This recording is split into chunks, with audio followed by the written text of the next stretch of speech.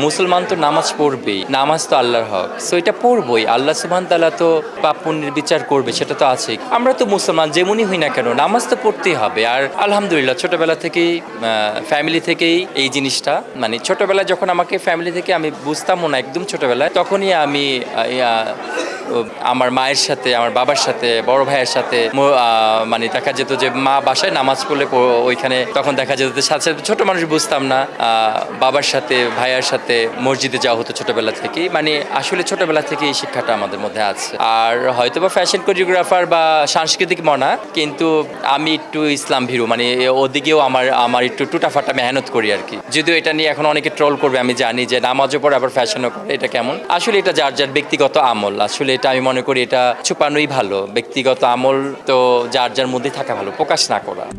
RICL TMX, যুগের পর যুগ স্থাপনা থাকে মজবুত। প্রত্যেকটা মানুষেরই যাওয়া দরকার, প্রত্যেকটা মানুষেরই হেদায়েত দরকার, বিশেষ করে আমার হেদায়েত দরকার। সো আমি মনে করি সবে আমরা হেদায়েতের কাঙ্গাল। সো হেদায়েত যখন বান্দা যখন আল্লাহর রাস্তায় বের হবে, তখন আল্লাহ সুবহানাহু ওয়া তাআলা তার ঈমানকে বাড়ায় দিবে এবং তাকে হেদায়েতও দিবে। এটা আল্লাহ পাকের ওয়াদা। ঘরে বসে বসলেন আর প্রোগ্রাম করলেন তো এটা পাওয়া যাবে না। তো পাশাপাশি চেষ্টা করছি ইনশাআল্লাহ, আল্লাহ সুবহানাহু ওয়া তাআলা চেষ্টা করে যাচ্ছি। বাকিটা আল্লাহ সুবহানাহু ওয়া তাআলার হাতে, এবং ইনশাআল্লাহ আল্লাহ সুবহানাহু ওয়া তাআলা আমাদের সবাইকে হেদায়েত দিবে ইনশাআল্লাহ। এই কামনা করি, চেষ্টা করে যাচ্ছি। যেহেতু মিডিয়াতে আছি তো দেখা যায় যখনই সুযোগ পাই তখনই চলে যাই। তবে চেষ্টা করছি ইনশাআল্লাহ আস্তে আস্তে আস্তে আস্তে আস্তে আস্তে নিজেকে পরিবর্তন করা।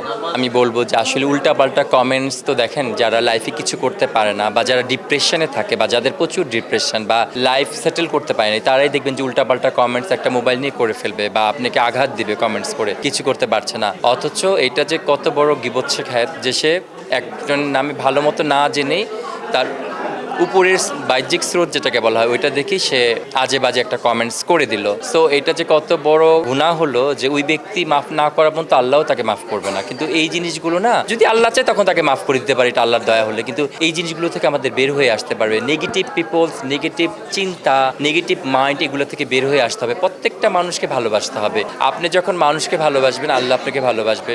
আপনি যখন মানুষের দোষ ত্রুটিকে গোপন রাখবেন, আল্লাহ সুবহানাহু ওয়া তাআলা আপনার দোষ ত্রুটিকে গোপন রাখবে। আর এখন আমরা কি করি, ফেসবুকের যুগে ট্রোল করছি একটা মানুষকে নিয়ে, একটা মানুষকে ছোট করে ফেলছি। তা আমি মনে করি এখান থেকে আমাদের বের হয়ে আসা উচিত, আমাদের পরিবর্ধন হওয়া উচিত।